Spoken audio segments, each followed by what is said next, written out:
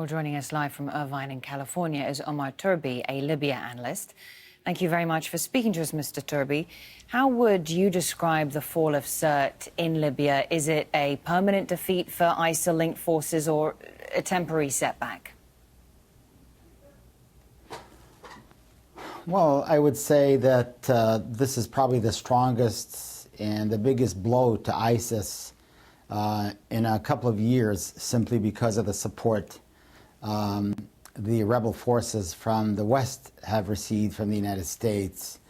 But unfortunately, I think this would be a temporary, and it's not going to last very long. They may regroup because of the simple fact that Libyan borders are very open.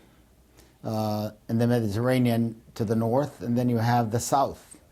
Every part of Libya, every border is very open. Libya is very large, and these ISIS groups come from all over. They come from Tunisia, Syria, Iraq, some sub-Saharan Africa. You could categorize this as being some limited success, but I think if we really want to have much better control over the borders of Libya and have Libya be a better place and much more peaceful, is to do it through legal means, meaning have the national army of Libya deal with this, not militias that are not part of the government infrastructure. And I suppose this is the problem that we have right now, is that the rise of groups like ISIL or indeed those linked to them was largely due to the vacuum that we saw after the overthrow of Muammar Gaddafi and the fact that you have these lawless, ungoverned places in Libya. What needs to happen now to perhaps find a political strategy to empower forces, to put them in a position to, allow some sort of governance to take hold? Unfortunately, this whole matter of ISIL or outlawed groups in Libya has not risen to a high level of insecurity for Europe or to the United States in the region yet.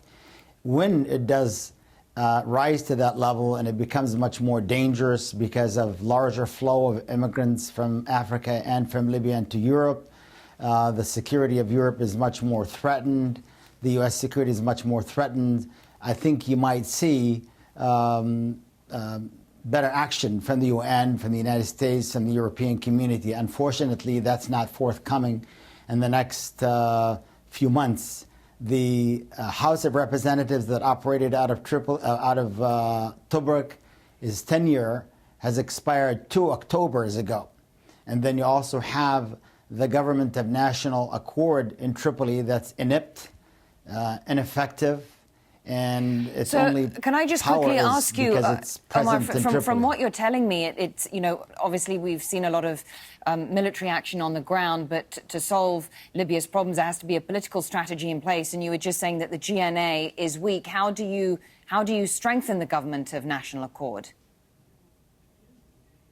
You don't really strengthen the national government of accords because it's not a legitimate government to begin with.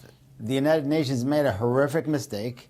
I think the weak Obama administration in Washington decided to ally itself with some de facto Islamist group out of Misrata in Libya simply because they thought it's closer to Tripoli.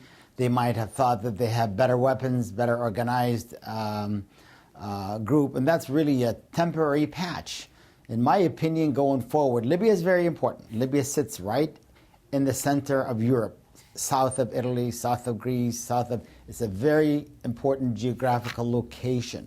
We need to think long term, maybe 24 months, 36 months, whatever the period of time it takes to help construct democracy in Libya. Now that the House of Representatives in Tripoli is not valid because they lost their tenure or their term over a year and a half ago.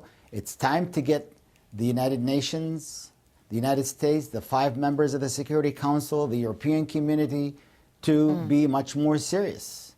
We're going to continue to have more immigrants out of Africa going into Europe.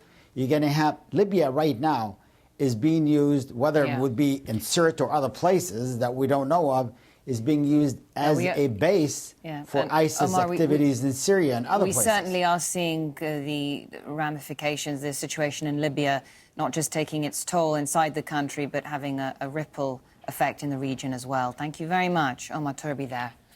For sure, yeah. Thank you. Well, there's much more to come for you on the NewsHour.